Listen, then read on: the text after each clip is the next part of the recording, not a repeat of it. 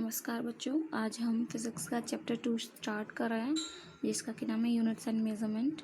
और इसमें हम यूनिट्स के बारे में पढ़ने वाले हैं, डिफरेंट फिजिकल क्वांटिटीज़ की यूनिट्स। इसके अलावा मेजरमेंट के बारे में हम पढ़ने वाले हैं कि किसी फिजिकल क्वांटिटी को हम कितना तक मेज़र कर सकते हैं, कितना मतलब रेंज क्या है, जैसे लेंथ की रेंज क्या है, मास की रेंज क्या है, इस तरीके से किन किन तरीक़ों से हम मेज़र करते हैं, क्या एरर्स आ सकते हैं, उनको किसी चीज़ को मेज़र करने में क्या क्या टाइप से किस किस तरीके से हम मिस्टेक्स कर देते हैं उसकी जो उनकी जो मेज़रमेंट है उसको निकालने के लिए, है ना। तो ये सारी चीज़ें हम इसमें पढ़ने वाले हैं। चलिए तो इसमें हम स्टार्ट करते हैं। पहला जो पॉइंट हम ले रहे हैं यूनिट्स के लिए है, यूनिट्स का इंट्रोडक्शन। यूनिट्स होती क्या है?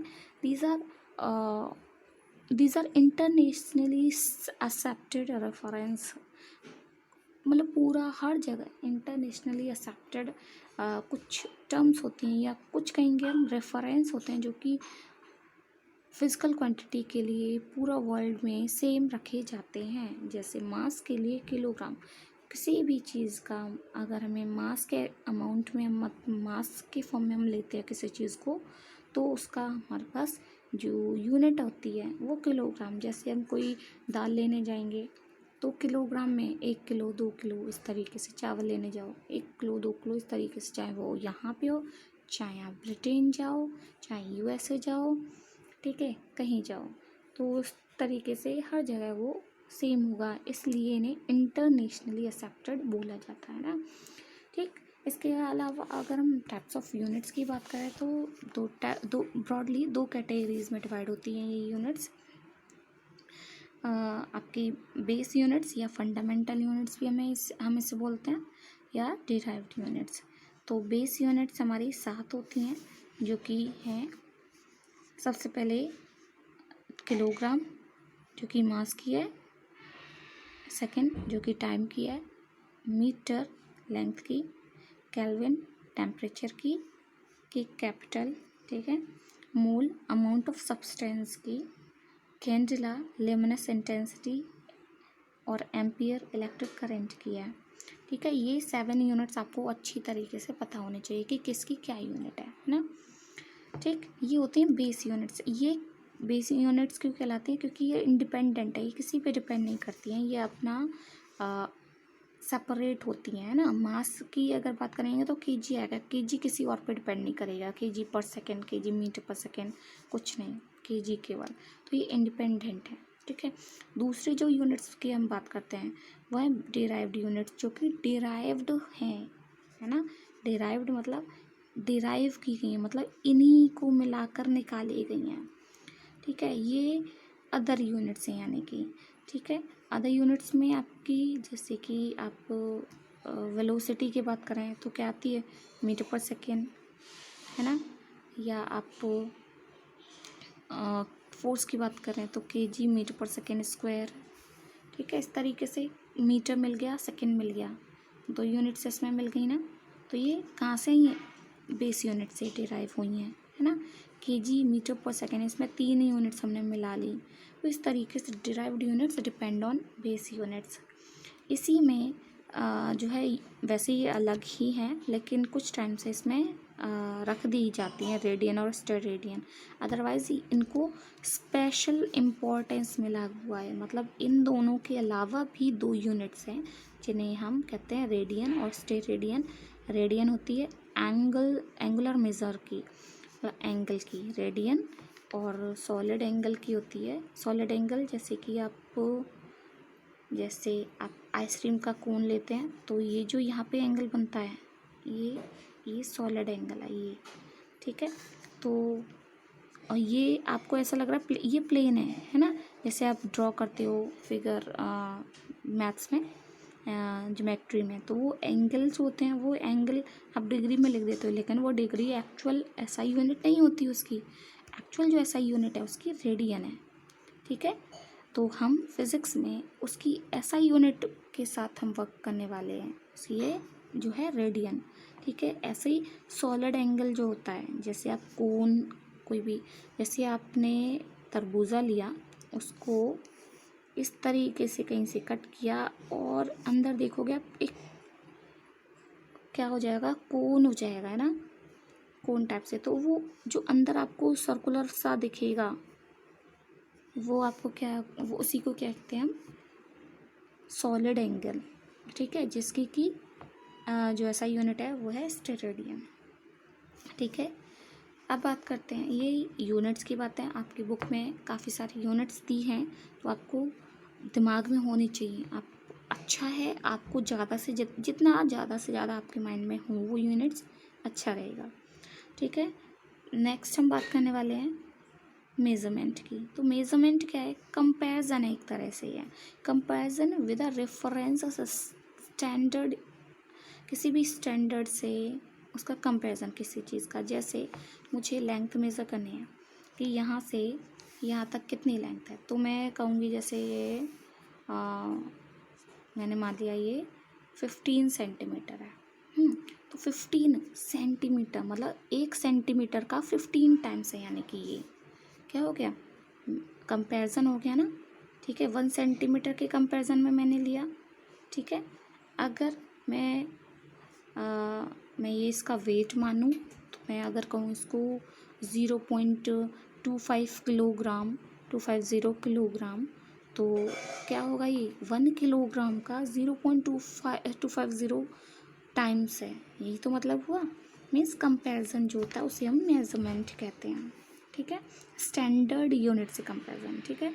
It contains magnitude and unit, इसमें मैग्नीट्यूड और यूनिट रखते हैं। जैसे मैंने बोला था अभी 25 या 15 सेंटीमीटर बोला था मैंने, तो 15 सेंटीमीटर मतलब 15 तो हो गया मैग्नीट्यूड, सेंटीमीटर हो गया यूनिट। इसी तरीके से अगर मैं बोलूँ आपको आपका वेट 40 kg है, तो 40 हो जाएगा आपका मैग्नीट्यूड, kg हो जाएगी यूनिट, ठीक है। इस तरीके से हम किसी मेज़र को रखते हैं, ठीक है। और मेज़रमेंट के लिए डिफरेंट डिफरेंट रेंजेस होती हैं, डिफरेंट डिफरेंट चीज़ के लिए डिफरेंट डिफरेंट तरीके से मेज़र करते हैं। जैसे नेक्स्ट हम जो पॉइंट ले रहे हैं, मेज़रमेंट ऑफ लेंथ। तो लेंथ के लिए अगर बात करें तो लेंथ को मेज़र करते हैं स्केल से मेज़र करते हैं। तो हम जो मिनिमम उसका जो मतलब अगर हम रेंज जाने तो मिनिमम हम 10⁻³ मीटर तक मेज़र कर लेते हैं स्केल से, और मीन्स 10⁻³ मीटर का मतलब होता है 1 मिलीमीटर, 1 मिलीमीटर तक का स्केल आता है ना। अब उससे भी बहुत छोटा आप चाहो कि एक लाइन ये है 1 मिलीमीटर की, यहाँ से यहाँ 1 मिलीमीटर है तो ये 0.5 होगा, तो ऐसा कुछ नहीं है, आप सही एक्यूरेट नहीं हो सकते, ठीक है। तो इसलिए जो है आप इन चीज़ों को जो एक्यूरेसी हम इतने तक ले सकते हैं, इतने तक ले सकते हैं, है ना, लगभग हम इससे एक्यूरेसी ले सकते हैं। तो मिनिमम जो है 10⁻³ मीटर तक हम ले लेते हैं, और 10⁻² मीटर तक का हमें स्केल से हम मेज़र कर लेते हैं। ऐसे ही एक और मेथड होता है डिस्टेंस मेज़र करने के लिए, पैरालैक्स मेथड, जो कि 10⁻² मीटर से दूरी ज़्यादा जो रेंज है उसको हम यूज़ कर लेते हैं, ठीक है। पैरालैक्स मेथड अभी मैं बताऊंगी, ठीक है। For extremely small length electron microscope है, टनलिंग माइक्रोस्कोप है, मतलब हम देखेंगे कि स्मॉलर यूनिट्स भी हम मेज़र कर लेते हैं, ठीक है। वर्नियर कैलिपर्स से हमारी जो मेज़रमेंट है 10⁻⁴ मीटर तक हम मेज़र कर सकते हैं। ऐसे स्फेरोमीटर है 10⁻⁵ मीटर तक। ये जो मैंने टर्म्स यूज़ किया, vernier caliper, spherometer, vernier caliper, instruments हैं जो कि हमें स्कूल में लैब में हम यूज़ करेंगे, ठीक है, जब प्रैक्टिकल किए जाएंगे, ठीक है। तो इस तरीके से हम लेंथ मेज़र कर लेते हैं। अब लेंथ की बात आई तो स्मॉल डिस्टेंसेस के लिए हम यूज़ करते हैं इलेक्ट्रॉन माइक्रोस्कोप, है ना। दूरी के लिए जैसे अब इसके लिए तो ये है, ठीक है, लेकिन हमें अगर प्लैनेट्स की डिस्टेंस मेज़र करनी है तो हम क्या करें, या हमें किसी सन की जैसे मेज़र करनी है डिस्टेंस, तो हम क्या करें, हमें डिस्टेंस पता है पर कैसे पता चली है ये, तो उसके तो जैसे सन वगैरह की हमें डिस्टेंस बता दी जाती है, प्लैनेट्स की डिस्टेंस हमें पता है ना। तो वो तरीके क्या हैं, किससे क्या हमें पता चला, या हम किससे पता करें किसी चीज़ की डिस्टेंस। तो हमें जो है एक मेथड है पैरालेक्स मेथड। ठीक है, पैरालेक्स मेथड क्या है मैं ये बता दूं आपको। पैरालेक्स मेथड बताने से पहले पैरालेक्स बता देती हूँ। पैरालेक्स क्या होता है, change in position with respect to 2 points of observations. जैसे जैसे आप इससे पहले आप क्या करें, अपना पहले पॉज मतलब सुन लें, फिर पॉज करके तब इसको ट्राई करिएगा। जैसे आपको किसी भी चीज़ के लिए, जैसे मैंने ये जो लाइन है, या मैं मतलब कहीं दूर आप किसी चीज़ को एक तरह से स्टेबल जो हो, रुकी हुई कोई चीज़ हो, उस पर आप इस तरीके से, जैसे मैंने लाइन है तो कहीं लाइन करके, या मतलब जैसे कॉपी पर ही ऐसे लाइन करके और ऐसे इसको कवर कर लो। मैंने कवर कर दिया ना, तो इस तरीके से किसी ऑब्जेक्ट पर अपनी पेंसिल को इस तरीके से लगा लो, या अपनी फिंगर को ऐसे कर लो, है ना, आई के सामने। ठीक है, उसको कवर होनी चाहिए वो, जब आप देखो तो वो ऑब्जेक्ट अपनी फिंगर के, या आप जो पेंसिल पेन जो भी हाथ में है उससे वो चीज़ कवर होनी चाहिए, दिखनी नहीं चाहिए। ठीक है, इस तरीके से रखें।